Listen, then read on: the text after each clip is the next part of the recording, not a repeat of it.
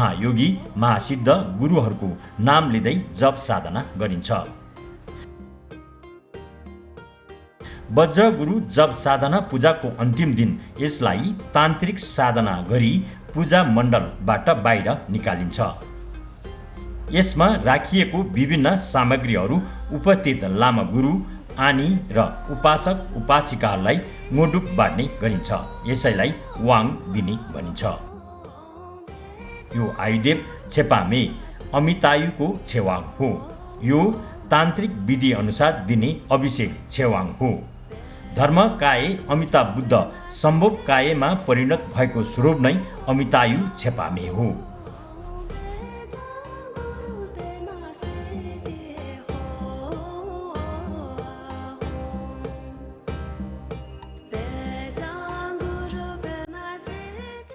गुरु पद्मसम्भवले यस्तो विद्याधर स्तरको दीर्घायुको महासिद्धि वर्तमान नेपालको खोटाङ जिल्ला अन्तर्गत पर्ने हलेसी महारातिकामा प्राप्त गर्नुभएको हो।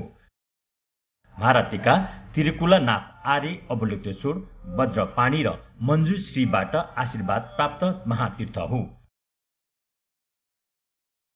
त्यही महातीर्थमा गुरु पद्मसम्भवले आफ्नो आध्यात्मिक सङ्गिनी मन्दरवालाई साथमा लिनुभई भगवान अमितायु छेपामे बुद्धको मण्डल निर्माण गरी विद्याधर स्तरको दीर्घायुको अभ्यास गर्नुभएको थियो।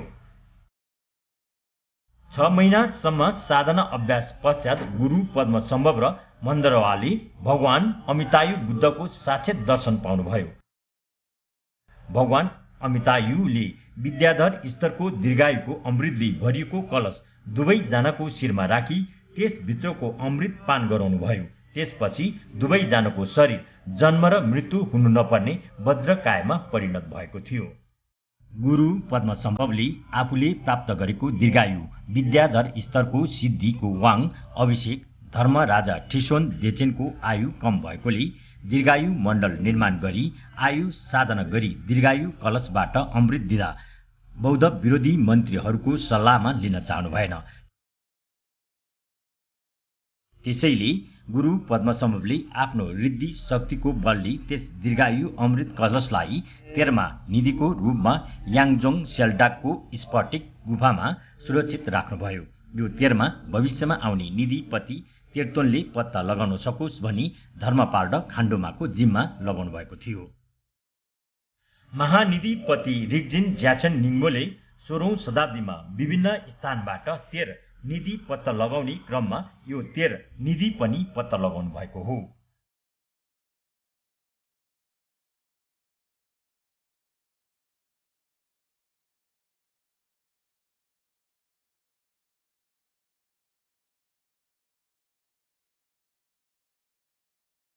उहाँले यो निधि पत्ता लगाउनु भएर त्यसको अभिषेक वाङ आगम लुङ र निर्देशन ठी प्रदान गर्नुभएको थियो। उहाँले ज्याचुन पोटुक 6 निधि ग्रन्थ पत्ता लगाउनु भएको थियो। यी ग्रन्थ निधिहरू कोन्जो चिडी सम्प्रदायको ग्रन्थहरू हो। त्यसैले रिग्जिन ज्याचन निङ्मोलाई लामाको रूपमा मान्ने गरिन्छ। महानिधिपति रिग्जिन ज्याचन निङ्मोले पत्ता लगाउनु भएको वज्र गुरुको वाङ अभिषेक अहिले सबैजनाले प्राप्त गरिरहेका छन्। यो निधि कोषबाट निकालेको पूजा परम्परा हो।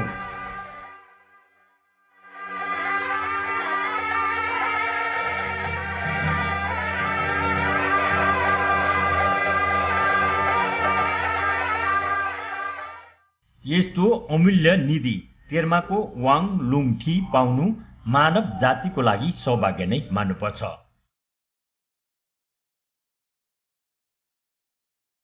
यस्तो अमूल्य निधिको वाङ लुङ ठी सबै मानव जातिले प्राप्त गर्न सक्दैन।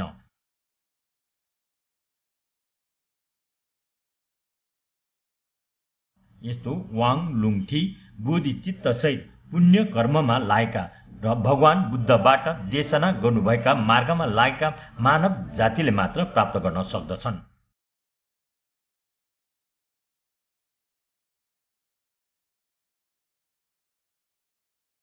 बौद्ध धर्म हेतु प्रत्यय अर्थात् कर्म र फलमा विश्वास राख्ने धर्म हो।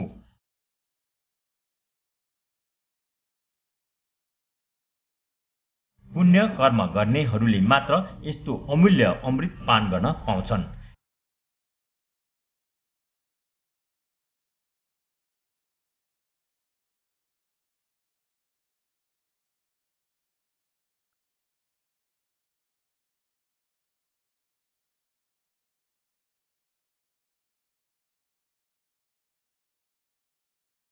यस्तो सौभाग्य यस वर्ष रामेछाप जिल्लाको बाम्ती भण्डार र त्यस स्थानको वरिपरि बसोबास गर्ने बौद्ध धर्मावलम्बीहरूले प्राप्त गरेका छन्।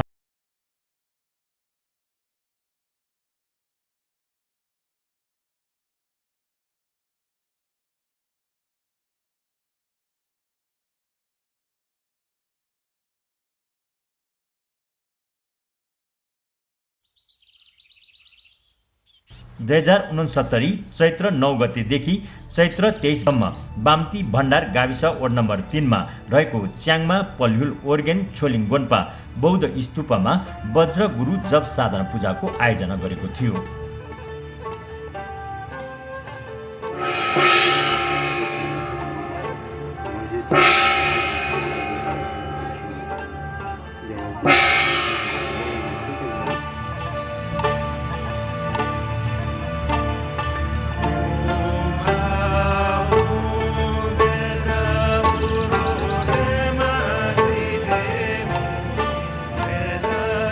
वसन्त ऋतु नेपालको राष्ट्रिय फूल लालीगुराँस फुल्ने समय हो।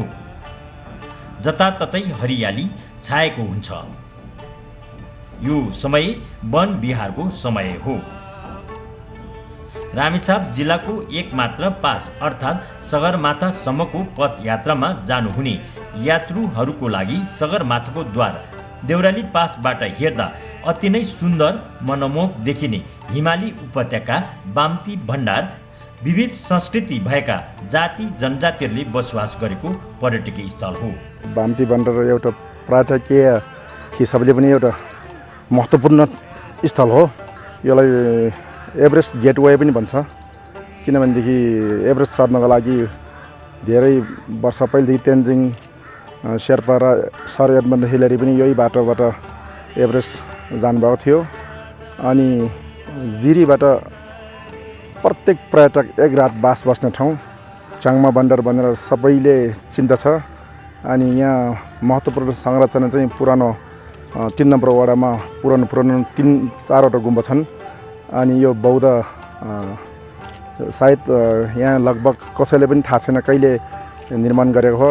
अहिले जे होस् मेरो विचारमा यो 300 वर्षभन्दा पुरानो बौद्ध हुन्। त्यो जुन बौद्ध जस्तो स्टाइलको जुन शेर्पा भाषामा चरुङ खसर भन्छ, त्यो चाहिँ लगभग 350 वर्ष पुरानो भएको थाहा लाग्छ।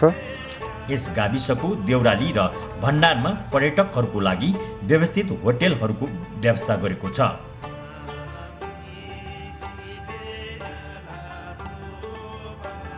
तलतिर लिखु हिमगङ्गा बगिरहेकी गाउँको शिरमा रहेको जङ्गलमा लाली गुराँस र चिमालले जताततै ढकमक्क ढाकेको यस स्थानमा वज्र गुरु जप साधना पूजाको आयोजना गर्दा त्यस गाउँका सबैजनाको मन फुरुङ्ग भएको थियो। हामीलाई एकदम खुसी फिलिङ भइरहेछ, किनभने अब योभन्दा पहिला हाम्रो जुजुबाजेले पनि यो ठाउँमा वज्र गुरु अहिलेसम्म हामीले थाहा पाएको छैन। यसपालि पहिलोचोटि यस ठाउँमा वज्र गुरु गर्नु पाएको हुनाले सम्पन्न गर्नु पाउँदा हामीलाई साह्रै खुसी लागेको छ। यो सिद्धिथुङ्दो विश्व शान्ति पूजा चाहिँ योभन्दा 8 वर्ष पहिले सोलुखुम्बुको नाम्चे बजारमा हाम्रो गुरु तेलुङ चेटो रुम्बुर्चे ज्यूले उहाँले चाहिँ त्यहाँबाट सुरु गर्नुभयो। त्यहाँबाट तल हुँदै सोलुखुम्बुबाट गोली गेप्चो हुँदै यसपालि 8औं वर्षमा हाम्रो रामेछाप जिल्लामा गर्नु पाएकोमा हामी धेरै खुसी छौँ। र यो कार्यक्रम हामी एउटा आयोजकले सम्पन्न गराएको होइन, यो चाहिँ सम्पूर्ण हाम्रो धर्ममा आस्था राख्ने आफन्तहरूले सबै गुरुहरूले देखि लिएर संघ संस्थाहरू सबैले सहयोग गर्नुभएको छ। 29/12/9 गतेदेखि हाम्रो चाहिँ यो वज्र गुरु कार्यक्रम सुरु भएको राम्रोसँग चाहिँ सफलता साथ सम्पन्न भइरहेछ।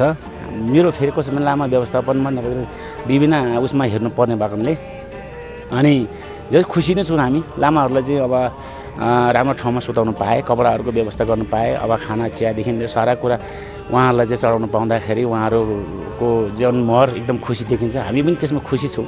यस्तो पूजामा यसरी चाहिँ भलिन्टियरिङ गरेर यसरी आयोजक गरेर काम गर्नु पाउँदा सौभाग्यको कुरा हो। यो यस्तो पूजा त न लाइफ चाहिँ अगाडिको पुस्तामा भएको थियो, न अब पछाडिको पुस्तामा हुन्छ। हाम्रो यो लाइफमा न अगाडि भएको थियो, न पछाडि हुन्छ। यो त एकदम एकचोटिको पूजा हो। यसमा हामी बडो खुसी छौँ, उत्साहको साथ। म होइन, म लगायत सारा तपाईँको चाहिँ लागि पर्नु भएको छ जो सबै खुसी हुनुहुन्छ। भित्रैदेखि एकदम खुसीको चाहिँ अनुभव भइरहेको छ। यस्तो विश्व शान्ति कार्यक्रम चाहिँ शान्ति न रकमले गर्न नसक्ने, एक दुईजना प्राइभेट व्यक्तिले पनि गर्न नसक्ने, यसरी हामी मास चाहिँ मिलेर गर्दाखेरि हामीलाई एकदम गौरव लागिरहेको छ, एकदम खुसी छ। मलाई एकदम राम्रो लागेको छ। एकदम हाम्रो गाउँमा चाहिँ यस्तो पूजा कहिले पनि भएको थिएन। एकदम खुसी लागेको छ। हामीलाई साह्रै खुसी लागिरहेछ। हाम्रो यो चाहिँ यहाँको गाउँले इष्टमित्रहरूले पनि हामीलाई बडा साथ दिइरहेछ होइन। अनि हाम्रो चाहिँ गुरुजीहरू पनि भनौँ न, सम्पूर्ण गुरुजीहरू पनि आएर चाहिँ प्रवचनदेखि लिएर चाहिँ यहाँ जप गर्दाखेरि हामीलाई साह्रै खुसी लागिरहेछ। भविष्यमा पुण्य कमाउनको लागि चाहिँ हामीले के गर्नुपर्छ भन्ने लागि चाहिँ त्यसको लागि चाहिँ हामी सबैले बज्रगुरु पूजा भने अरू पूजा पनि सबै गर्नुपर्छ जस्तो लाग्छ मलाई। हाम्रो यो बज्रगुरु जप भनेको यो भने अगाडि अब अरूले साथीहरूले भन्नुभयो नाम्चेबाट सुरु भन्थ्यो। यो जुम्बेसीमा गरेको अरे परालका साल, अनि त्यहाँबाट गोलीमा गऱ्यो। यसपालि चाहिँ यहाँ हामी यहाँको मान्छे सबैजना हो सरसल्लाह, सबैजनाले सायाले थुकेर नदी हुन्छ भने जस्तै सबैले गर्दाखेरि हाम्रोमा यहाँ बज्रगुरु भएको सक्कतै राम्रो लाग्छ। बज्रगुरु जप गर्दाखेरि चाहिँ बडा आनन्द आउने, धर्मप्रति विश्वास जाग्ने, बाहिरदेखि धेरै टाढा टाढाका पाहुनाहरू पनि आएर जप गरिरहनु भएको छ। र उहाँहरूले यो ठाउँ चाहिँ यो ठाउँको महत्त्व नै बढाउँछ भन्ने लाग्छ मलाई। अहिले यो बज्रगुरु 10 करोड मन्त्र जपको लागि यसमा सहभागी भएर मलाई यहाँ एउटा भोलिन्टियरको रूपमा काम गर्नु पाउँदा धेरै खुसी लागेको छ। अब यो एकदम महत्त्वपूर्ण पूजा जस्तो जुन सोलु जिल्लामा भएको थियो, अहिले हाम्रो यो रामेछाप जिल्लामा हुँदा हामी अब त्यो माथि नै आफ्नै गाउँमा हुँदा एकदमै धेरै धेरै खुसी छु। त्यो माथि नै अब एउटा भलिन्टियरको रूपमा काम गर्न पाउँदा एकदम खुसी छु। यो यस्तो पूजा भनेको हाम्रो यो ठाउँमा फर्स्टचोटि हो। अनि यो सानो काम गर्नु पाएको म धेरैभन्दा धेरै खुसी छु। फेरि पनि यस्तो काम गर्नु पाओस्। यस्तो अब कुनै वर्ष पनि हुँदैन, अब एकचोटि हो। अब यो पछि अब नातिको पालामा हुन्छ कि आफ्नो पालामा चाहिँ अब यो यति होला। अब मेरो विचारले चाहिँ एकदम खुसी भइरहेको छ मलाई। सम्पूर्ण प्राणीहरूको उद्धार, कल्याण र विश्व शान्तिको महान अभियान बज्रगुरु जप साधना पूजामा सहभागी हुनको लागि लामा गुरु, आनी र उपासक उपासिकाहरूलाई स्थानीय सञ्चार माध्यमहरूमा 1 महिना अगाडिदेखि नै व्यापक प्रचार प्रसार गरेको थियो।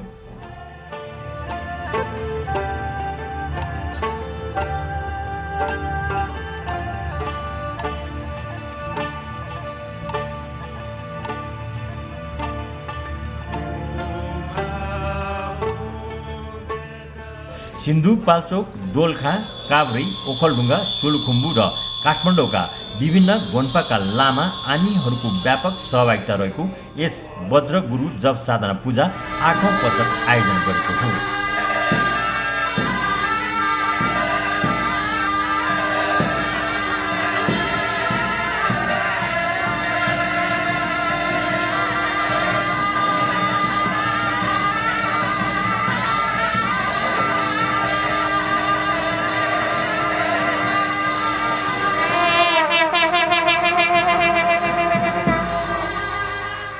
सोलुखुम्बु जिल्लाको नाम्चेमा परम पूजनीय शरण नायका ताक्लुङ चेटुल रिम्पोछेको बाहुलीबाट झ्याङतेरको वाङ अभिषेक र लुङ आगम प्रदान गर्नु भए पश्चात परम पूजनीय शरण नायका ताक्लुङ चेटुल रिम्पोछेको आज्ञानुसार सर्वप्रथम बज्रगुरु जप साधना पूजा नाम्चे गोन्पामा आयोजना गरेको थियो।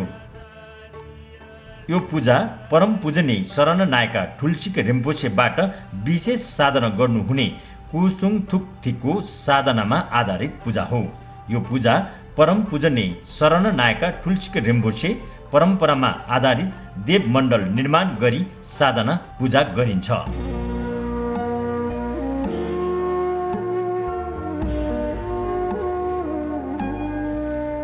प्रत्येक वर्ष आयोजना गर्दै आएको बज्रगुरु जप साधना पूजा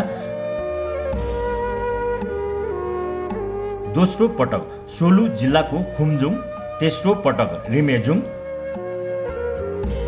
चौथो लुक्ला, पाँचौं टाक्सिन्दु, छैठौं जुनबेसी, सातौं पटक गोली गाउँको गोन्पामा र आठौं पटक रामेछाप जिल्लाको बाम्ती भण्डारमा रहेको च्याङमा पलह्युल उर्गेन छोलिङ गोन्पामा भव्य रूपमा आयोजना गरेको थियो। नवौं पटकको वज्रगुरु जप साधना पूजा दोलखा जिल्लाको जिरीमा आयोजना गर्ने निर्णय गरेको छ।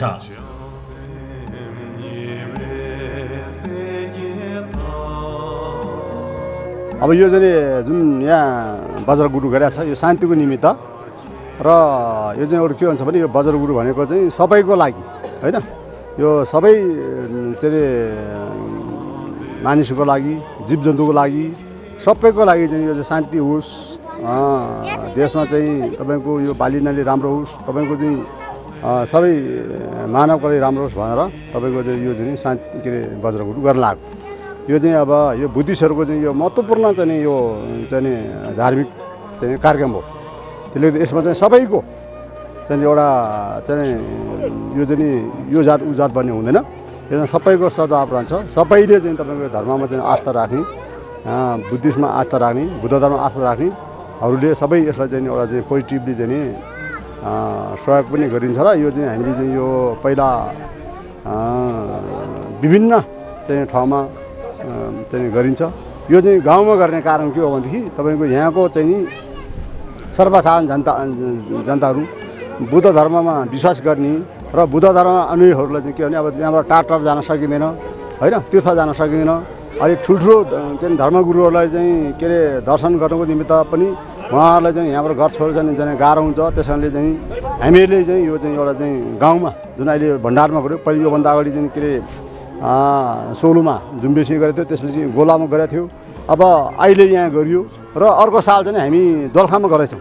च्याङमा पलह्युल उर्गेन छोलिङ गोन्पा पूर्वतर्फ फर्काएर निर्माण गरेको छ।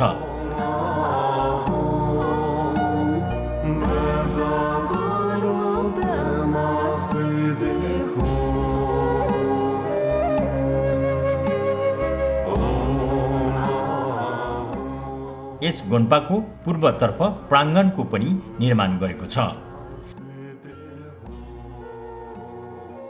यस गोन्पामा 3 वटा भगवानका मूर्तिहरू प्रतिस्थापना गरेका छन्। भगवान बुद्धका त्रिकाय मध्ये धर्मकाय, सम्भवकाय र निर्माणकाय हो। यस गोन्पामा धर्मकाय साङ्गे च्यमदेन्दे, सिद्धार्थ गौतम बुद्ध, सम्भवकाय थापा चेरिसी, आर्य अवल्योतेश्वर र निर्माणकाय गुरु रिम्पोछे, गुरु पद्मसम्भवको मूर्तिहरू प्रतिस्थापना गरेका छन्। ङिङमा सम्प्रदायको यस गोन्पाको दुखाङ गर्भगृहको भित्तामा भगवान शाक्यमुनि बुद्ध, भगवान अमिताभ बुद्ध साङ्गे होपामे, गुरु रिम्पोछे, डाकिनी खान्डोमा, विभिन्न छोइकोङ, धर्मपाल, हिदम इष्टदेव तथा सिद्ध लामा गुरुहरू, रिम्पोछेहरू र बौद्ध विद्वानहरूको चित्र चित्राङ्कित गरेको छ।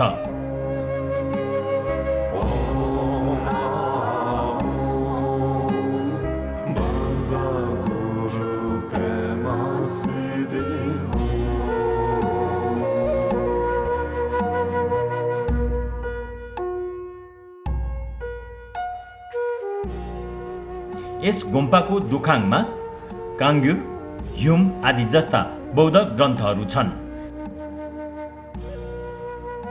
एक तलाको यो गोन्पाको छाना भिरालो पारी जस्ताले छाएको छ भने छानामाथि सुनौलो रङको गजुर पनि प्रतिस्थापना गरेको छ।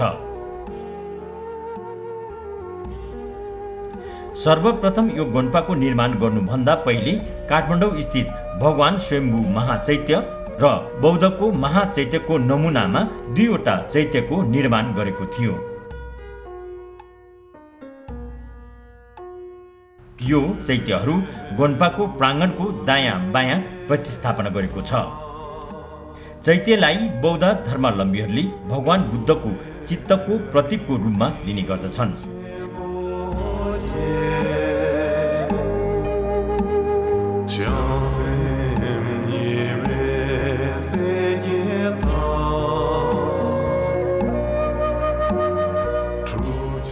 बौद्ध धर्मले कुशल चित्तले मात्र कुशल कर्म गर्न सकिन्छ भनी सर्वप्रथम बौद्ध हुनको लागि चित्तलाई शुद्ध पार्न आवश्यक ठान्दछन्।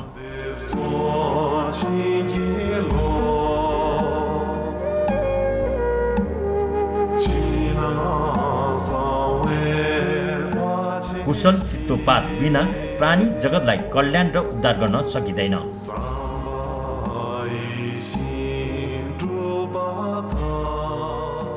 क्लेशले भरिपूर्ण अकुशल चित्त नै हाम्रो शत्रु हो।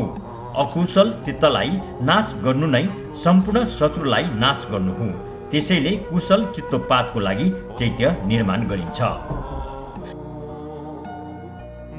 चैत्यलाई भगवान बुद्धको सम्पूर्ण ज्ञानको प्रतीक पनि मानिन्छ।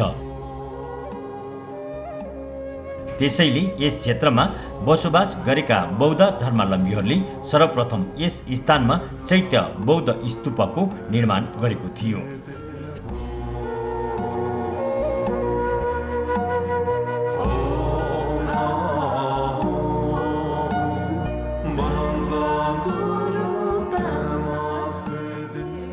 यो पूजा हिमाली बौद्ध धर्मावलम्बीहरूको लागि अति नै पवित्र तिथि छेचु दशमी 2069 चैत्र 9 गतेदेखि परम पूजनीय शरण नायका पल्युल जोगनाङ याङ्सी रिम्पोछेबाट विशेष पूजापाठ गर्नुभई प्रारम्भ गर्नुभएको थियो।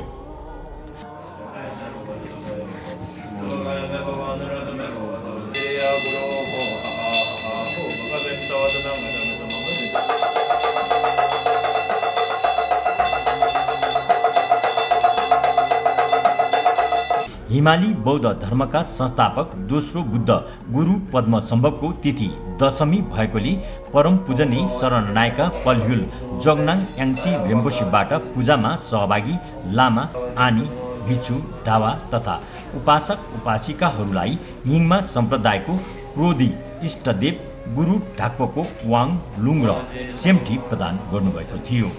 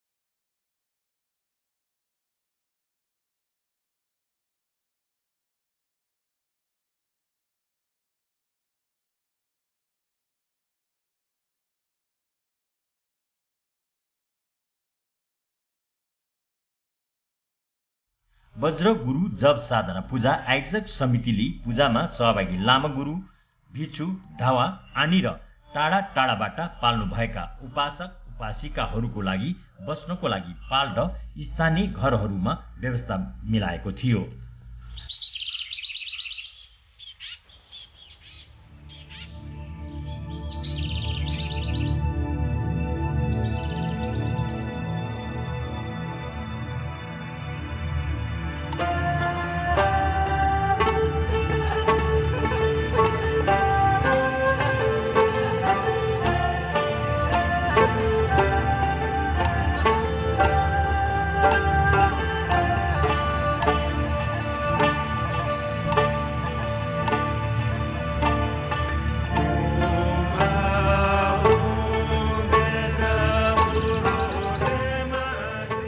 पाहुना देवता सरह हो। आमन्त्रित पाहुनाहरूलाई सुविधा दिनु आयोजकको कर्तव्य हो। आयोजक समितिले वज्र गुरु जप साधनामा सहभागी लामा, आनी र उपासक उपासिकाहरूको लागि चिया, खाजा, खानाको पनि राम्रो प्रबन्ध मिलाएको थियो।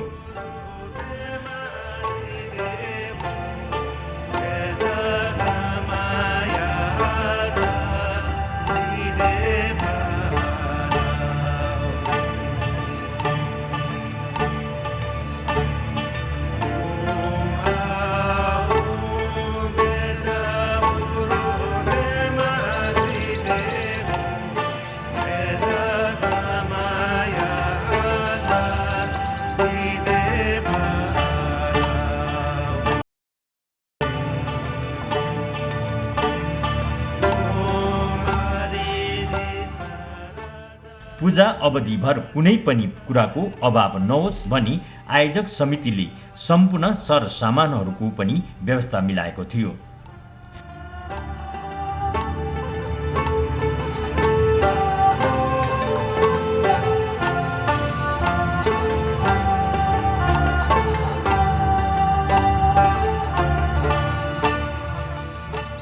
बिहानदेखि बेलुकासम्म नै आयोजक समितिका पदाधिकारी, सदस्यहरू र स्वयंसेवकहरू दिलो ज्यानले पाहुनाहरूको सत्कारमा जुटेको थियो।